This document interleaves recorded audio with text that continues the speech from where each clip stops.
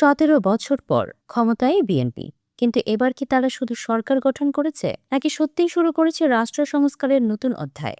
শপথের কয়েকদিনের মধ্যেই কৃষি ঋণ মওকুফ, ফ্যামিলি কার্ড চালুর ঘোষণা, স্মার্ট কৃষক কার্ডের প্রস্তুতি, 20,000 কিলোমিটার খাল খননের পরিকল্পনা এবং 25 কোটি গাছ লাগানোর মহাপরিকল্পনা। এত দ্রুত পদক্ষেপ, এটা কি রাজনৈতিক বার্তা নাকি বাস্তব পরিবর্তনের শুরু?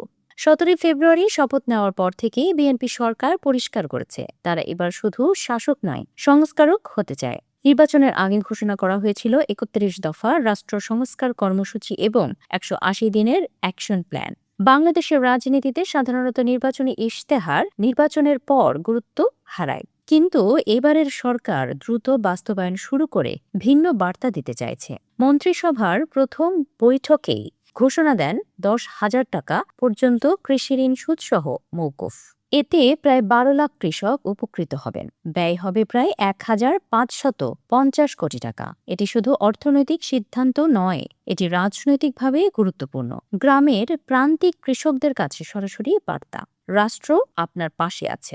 আগামী 10 মার্চ থেকে পরীক্ষামূলকভাবে চালু হচ্ছে ফ্যামিলি কার্ড। প্রতি মাসে 2,500 টাকা বা সমমূল্যের নিত্য পণ্য দেওয়া হবে নিম্ন আয়ের পরিবারকে।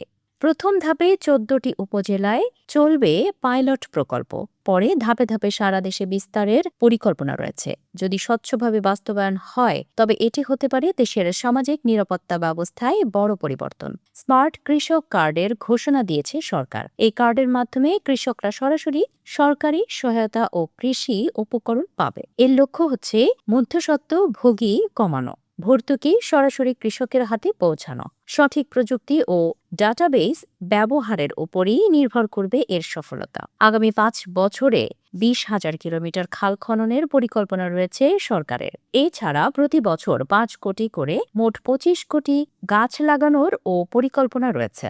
এটি শুধু পরিবেশ রক্ষার কর্মসূচি নয়, এটি জলাবদ্ধতা কমানো, কৃষি উৎপাদন বাড়ানো ও কর্মসংস্থান তৈরিরও উদ্যোগ।